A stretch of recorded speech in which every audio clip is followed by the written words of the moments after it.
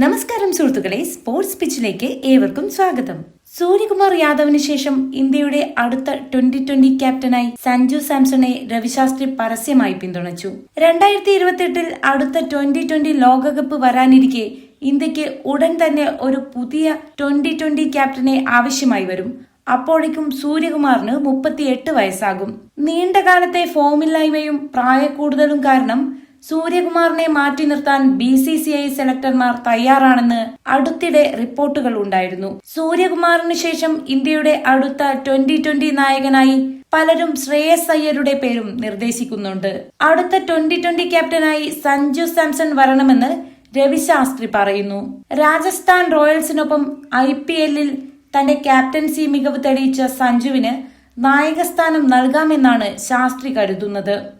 RR വിടുന്നതിനു മുൻപ് 5 സീസണുകളിൽ സഞ്ജു അവരെ നയിക്കുകയും 2022 IPL ഫൈനലിൽ എത്തിക്കുകയും ചെയ്തിരുന്നു. അടുത്ത 2020 ലോകകപ്പ് വരുമ്പോൾ അടുത്ത 2 വർഷം സൂര്യ എങ്ങനെ കളിക്കുന്നു എന്നതിനെ ആശ്രയിച്ച് ഇന്ത്യ ഒരു പുതിയ ക്യാപ്റ്റനെ തേടിയേക്കാം, ശാസ്ത്രി ICC റിവ്യൂവിനോട് പറഞ്ഞു. എന്നാൽ സഞ്ജു സാംസൺ ആ നേതൃസ്ഥാനത്തേക്ക് സ്വയം യോഗ്യനാണെന്ന് തെളിയിച്ചു കഴിഞ്ഞു. ടീമിൽ അദ്ദേഹം തന്റെ സ്ഥാനം ഉറപ്പിച്ചു കഴിഞ്ഞു. ബാറ്റിംഗ് നിരയുടെ മുൻനിരയിൽ അദ്ദേഹം അതീവ അപകടകാരിയുമാണ്. അതിനാൽ വരും 2-3 വർഷങ്ങളിൽ സഞ്ജുവിൽ നിന്ന് കൂടുതൽ കാര്യങ്ങൾ കാണാൻ സാധിക്കുന്നതിന്റെ തുടക്കം മാത്രമാണിതെന്ന് ഞാൻ കരുതുന്നു. 2026-ലെ 2020 ലോകകപ്പിൽ സെമി ഫൈനലിനും ഫൈനലിനും ഉൾപ്പെടെ തുടർച്ചയായ 3 അർദ്ധ സെഞ്ചുറികൾ നേടി ഇന്ത്യയെ സ്വന്തം മണ്ണിൽ കിരീടം നിലനിർത്താൻ സഹായിച്ചതോടെ ഈ ചെന്നൈ സൂപ്പർ കിങ്സ് താരം ഇനി ഒരു സ്ഥിരതയില്ലാത്ത കളിക്കാരനല്ലെന്ന് തെളിയിക്കപ്പെട്ടതായും ശാസ്ത്രി വാദിച്ചു. ആ ചോദ്യചിഹ്നങ്ങൾക്കെല്ലാം സഞ്ജു വിരാമമിട്ടതായി ഞാൻ കരുതുന്നു. അദ്ദേഹത്തിന് എന്നും കഴിവുണ്ടായിരുന്നു. വാസ്തവത്തിൽ ആ കഴിവിനോട് അദ്ദേഹം നീതി പുലർത്താത്തതിൽ ആളുകൾ നിരാശരായിരുന്നു, ശാസ്ത്രി കൂട്ടിച്ചേർത്തു. എന്നാൽ 2020 ലോകകപ്പിലെ അദ്ദേഹത്തിന്റെ പ്രകടനത്തിനു ശേഷം ഈ സീസണിൽ അദ്ദേഹം കളിച്ച രീതി നോക്കൂ.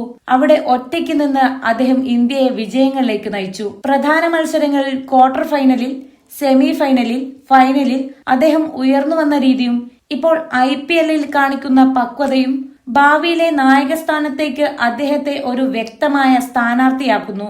അതേസമയം ഇന്ത്യൻ ഏകദിന ടീമിലേക്ക് തിരിച്ചുവരാനൊരുങ്ങുന്ന സഞ്ജു സാംസണിന് തിരിച്ചടി ഉണ്ടായിരിക്കുകയാണെന്ന ഒരു പുതിയ റിപ്പോർട്ട് കൂടി വന്നിരിക്കുകയാണ്.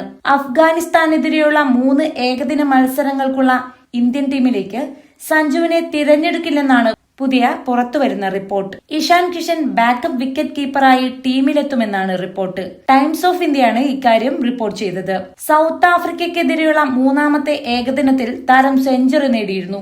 114 പന്തിൽ 108 റൺസ് എടുത്ത സഞ്ജുവിന് പിന്നീട് ഇന്ത്യൻ ഏകദിന ടീമിൽ ഒരു അവസരവും ലഭിച്ചിട്ടില്ല.